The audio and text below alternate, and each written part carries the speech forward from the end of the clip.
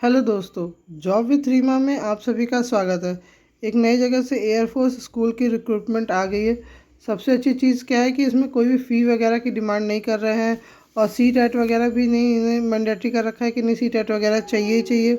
इसमें कुछ vacancy permanent है, कुछ वैकेंसी कॉन्ट्रेक्चुअल है।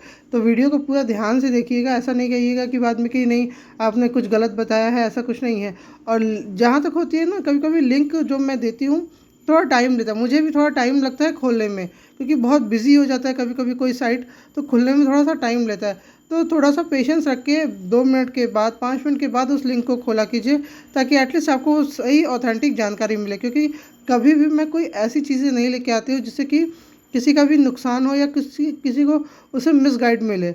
हमेशा ऑथेंटिक चीज़ लेके आती हूँ, जहाँ नोटिफिकेशन, जब तक मैं उसको खुद वेरिफिकेशन नहीं कर लेती तब तक मैं उस टॉपिक पर वीडियो बनाती ही नहीं हूँ।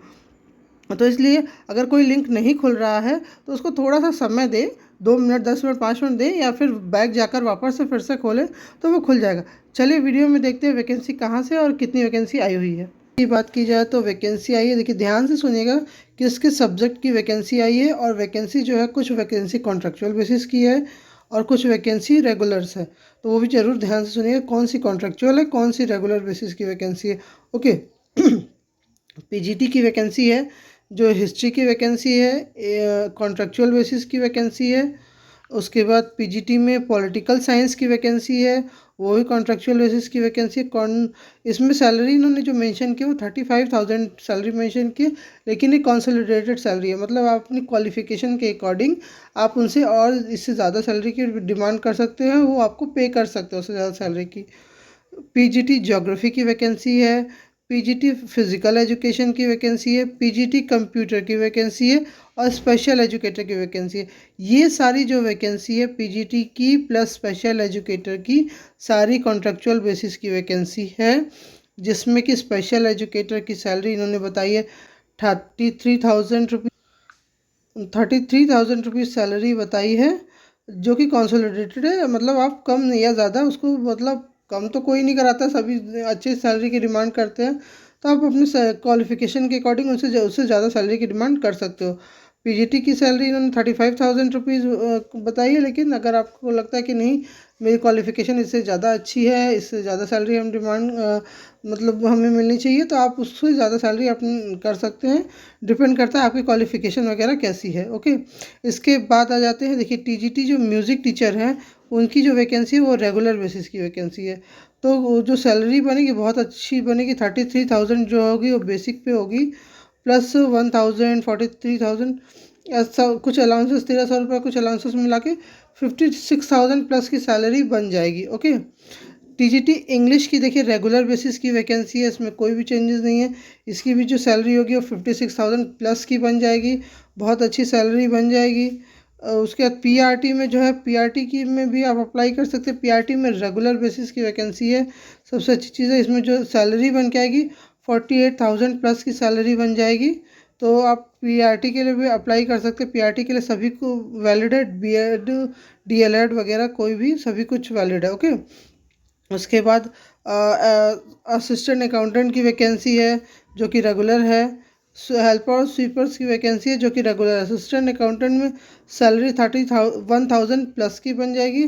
स्वीपर और हेल्पर वगैरह में सैलरी 22,000 प्लस की सैलरी बन जाएगी। ओके। यहाँ पे सैलरी, ये जो पोस्ट हैं TGT music, TGT English, TGT music, TGT English, PRT, assistant accountant और हेल्पर, ये जो 5 पोस्ट हैं ये रेगुलर बेसिस की वैकेंसी है। ओके। इनकी सैलरी रेगुलर बेसिस पे जो स्कूलों की सैलरी होती है उस हिसाब से देंगे। ओके।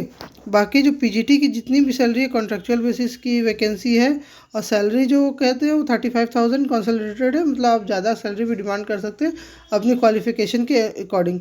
ओके।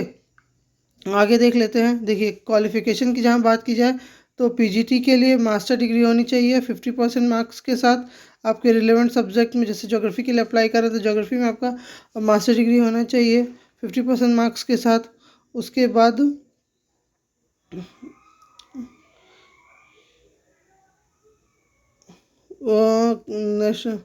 उसके बाद आपका बीएड होना चाहिए। ओके।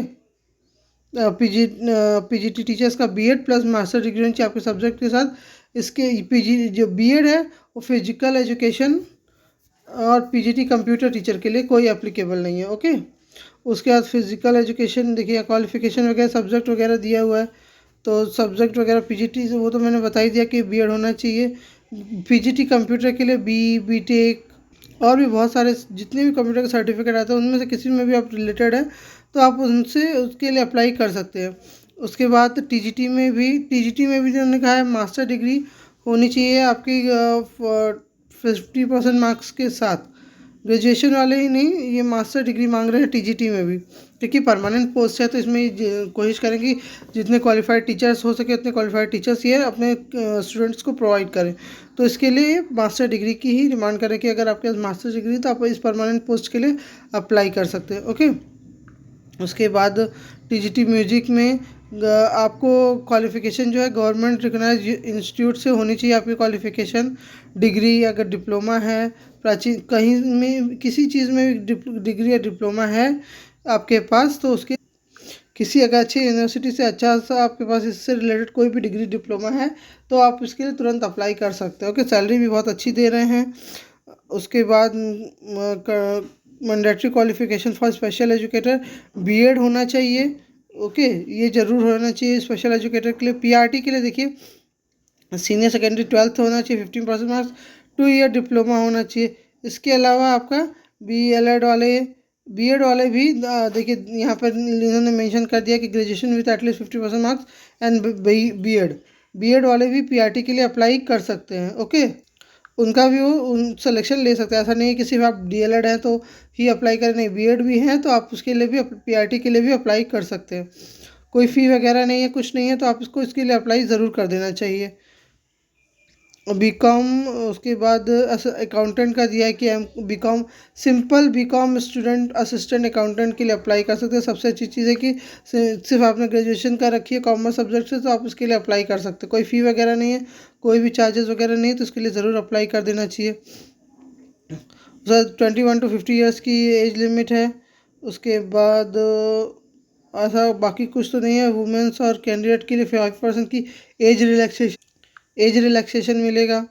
उसके अलावा सीट एट टेट है, क्वालिफाइड है तो वेटेज देंगे, अदरवाइज़ उसकी कोई मैंडेटरी नहीं है कि नहीं वो आपको क्वालिफाइड होना ही चाहिए।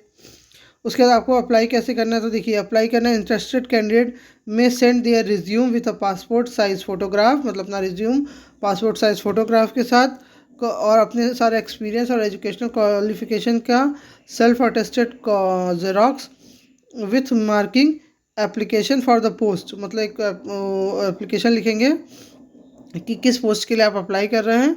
फॉर एयरफोर्स स्कूल गोरखपुर, मतलब ये वैकेंसी आई हुई है गोरखपुर से आई हुई है। बिफोर 10th मार्च तक आपको पहुंच जाना चाहिए। यहाँ पर इन्होंने दिया हुआ है बाय पोस्ट या मेल आईडी भी अपनी दी हुई है, तो बाय मेल भी आप उनको भेज सकते हैं। देखिए ये मेल आईडी दी हुई है, यहाँ से आप इसको देख सकते हैं और यहाँ पर भेज सकते हैं। Candidate should mention their contact number, मतलब आपको वहाँ कॉन्टैक्ट नंबर ज़रूर मेंशन करना है अपने बायोडाटा में ताकि वो आपको कॉल करें तो उसी से बुलाएंगे आपको। तो आपको क्या करना है, जब वो इंटरव्यू के लिए बुलाएंगे तो रिटर्न डेमो टेस्ट या डेमो टीचिंग के लिए प्रिपेयर रहना है। ओके, उसके अलावा तो उन्होंने मतलब आपको कैसे भेजना है, आपको इस एड्रेस पे भेजना है इन्वलप में अपना सारा टेस्टिमोनियल एक एप्लीकेशन डाल के एयरफोर्स स्कूल गोरखपुर के नाम पे एड्रेस पे, या फिर यहाँ ऑनलाइन यहाँ सबमिशन करना है इस ईमेल आईडी पर। ओके, क्या क्या डॉक्यूमेंट भेजना है ये हो गया। क्या कैसे भेजना है, बाई पोस्ट भी भेज सकते हैं, बाई मेल भी भेज सकते हैं। अपना सारा ओरिजिनल डॉक्यूमेंट का जेरोक्स, उस पर अपना सेल्फ अटेस्टेड करके 2 फोटोग्राफ, एक एप्लीकेशन कि हाँ आप इस स्कूल के लिए अप्लाई कर रहे हैं और किस पोस्ट के लिए अप्लाई कर रहे हैं वो सब कुछ आपको स्कूल में भेज देना है। ओके, इन्वॉल्व में डाल के, जैसे हम किसी भी प्राइवेट स्कूल के लिए अप्लाई करते हैं तो वैसे ही वहाँ के लिए अप्लाई कर रहे हैं। बस इसके अलावा तो और कोई इन्फॉर्मेशन नहीं है। चलिए इसकी ऑफिशियल वेबसाइट देख लेते हैं कि आपको ये इन्फॉर्मेशन कहाँ लोकेट होगी। देखिए ये है एयरफोर्स स्कूल का ऑफिशियल वेबसाइट। इसी में नीचे स्क्रॉल डाउन करेंगे तो यहाँ पे नीचे करेंगे तो लेटेस्ट न्यूज़ आ रही है। लेटेस्ट न्यूज़ में ये देखिए जा रहा है नोटिफिकेशन अपकमिंग एडमिशन। यहीं पे आपको स्क्रॉल अप होगा कि न्यूज़ सेक्शन, मतलब जॉब की पूरी देखिए आ रहा है, employment of academic and admin staff. यहाँ पे क्लिक करने पर आपको देखिए, यहाँ पे क्लिक करने पर आपको सारा डिटेल वगैरह सब मिल जाएगा। तो यहीं से जाकर आप डिटेल पढ़ के और अप्लाई करते, फ्री ऑफ कॉस्ट एप्लीकेशन है तो ज़रूर अप्लाई करना चाहिए।